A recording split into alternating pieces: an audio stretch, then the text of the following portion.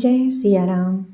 इस अंक में श्री रामचंद्र जी के बाल चरित तथा चारों भाइयों के संस्कार का उल्लेख है। बाल चरित हरि बहुविध कीन्हा, अति आनंद दासन कह दीन्हा। कछुक काल बीते सब भाई, बड़े भय परिजन सुखदाई। भगवान ने बहुत प्रकार से बाल लीलाएं की और अपने सेवकों को अत्यंत आनंद दिया। कुछ समय बीतने पर चारों भाई बड़े होकर कुटुंबियों को सुख देने वाले हुए। चूड़ा करन कीन्ह गुरु जाई, विप्रन पुनि दक्षिणा बहु पाई। परम मनोहर चरित अपारा, करत फिरत चारु सुकुमारा। तब गुरुजी ने जाकर चूड़ा कर्म संस्कार किया। ब्राह्मणों ने फिर बहुत सी दक्षिणा पाई। चारों सुंदर राजकुमार बड़े ही मनोहर अपार चरित्र करते फिरते हैं। मन क्रम बचन अगोचर जोई, दशरथ अजिर बिचर प्रभु सोई। भोजन करत बोल जब राजा, नहीं आवत तजी बाल समाजा। जो मन वचन और कर्म से अगोचर हैं, वही प्रभु दशरथ जी के आंगन में विचर रहे हैं। भोजन करने के समय जब राजा बुलाते हैं, तब वे अपने बाल सखाओं के समाज को छोड़कर नहीं आते। कौसल्या जब बोलन जाई, ठुमुकु ठुमुकु प्रभु चलहि पराई। निगम नीति शिव अंत न पावा, ताहि धरे जननी हठि धावा। कौशल्या जी जब बुलाने जाती हैं, तब प्रभु ठुमुक ठुमुक भाग चलते हैं, जिनका वेद नीति कहकर निरूपण करते हैं। और शिव जी ने जिनका अंत नहीं पाया, माता उन्हें हठ पूर्वक पकड़ने के लिए दौड़ती हैं। दूसर धूर भरी तनु आए, भूपति बिहसी गोद बैठाए। वे शरीर में धूल लपेटे हुए आए और राजा ने हंसकर उन्हें गोद में बैठा लिया। भोजन करत चपल चित, हित उत अवसर पाई। बाजी चले किलकत मुख, दधियोदन लपटाई।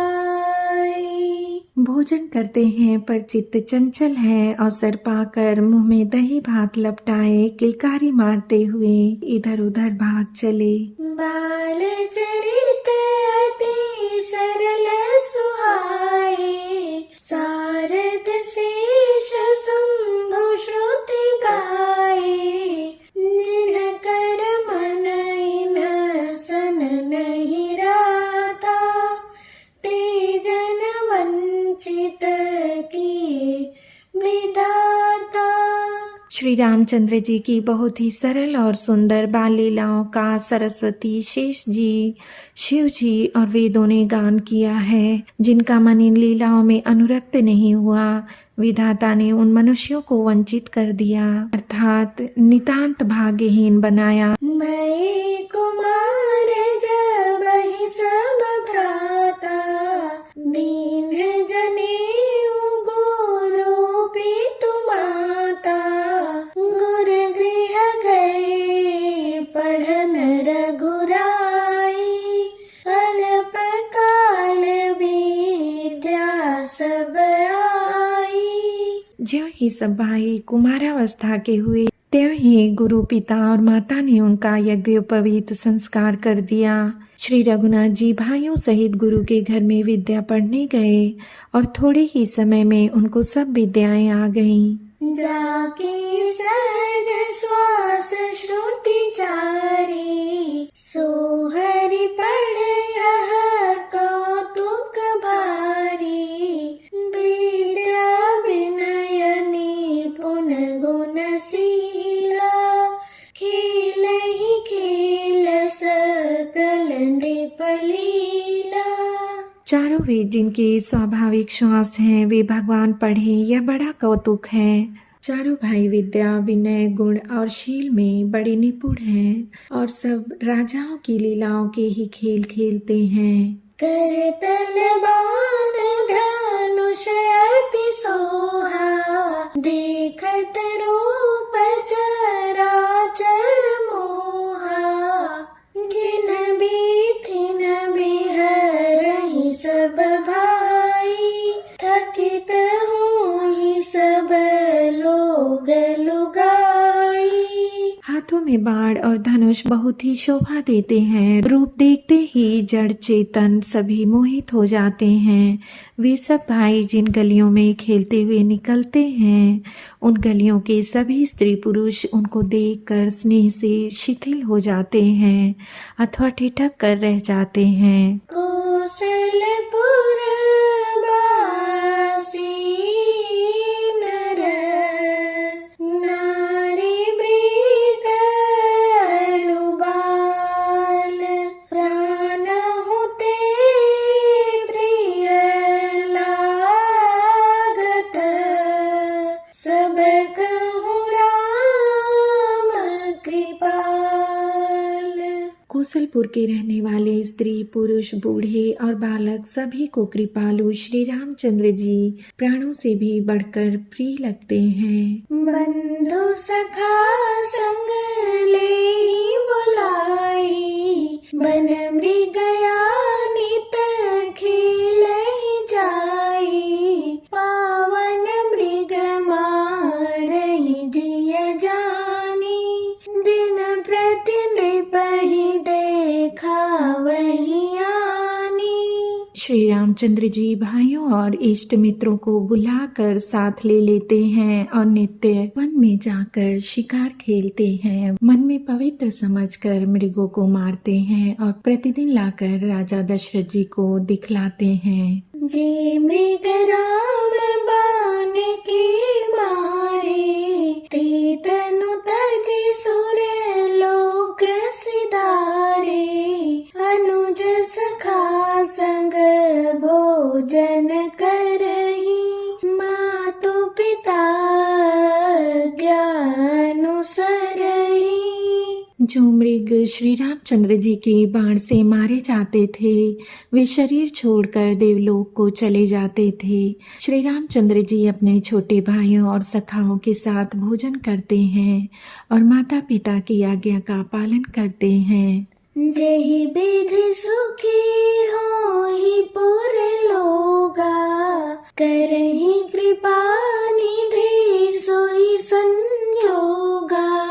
वेद पुराण सुनहि मन लाई, आपु कहहि अनुजन समुझाई। जिस प्रकार नगर के लोग सुखी हों कृपा निधान श्री रामचंद्र जी वही लीला करते हैं। वे मन लगाकर वेद पुराण सुनते हैं और फिर स्वयं छोटे भाइयों को समझा कर कहते हैं। प्रातः काल उठी कर रघुनाथा, मातु पिता गुरु नामहि माथा। आय सुमागी करहि पुर काजा, देखि चरित हर्षहि मन राजा।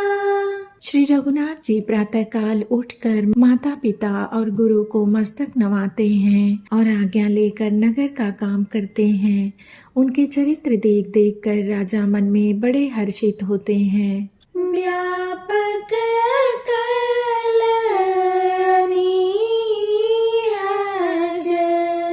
निर्गुण नाम रूप, भगत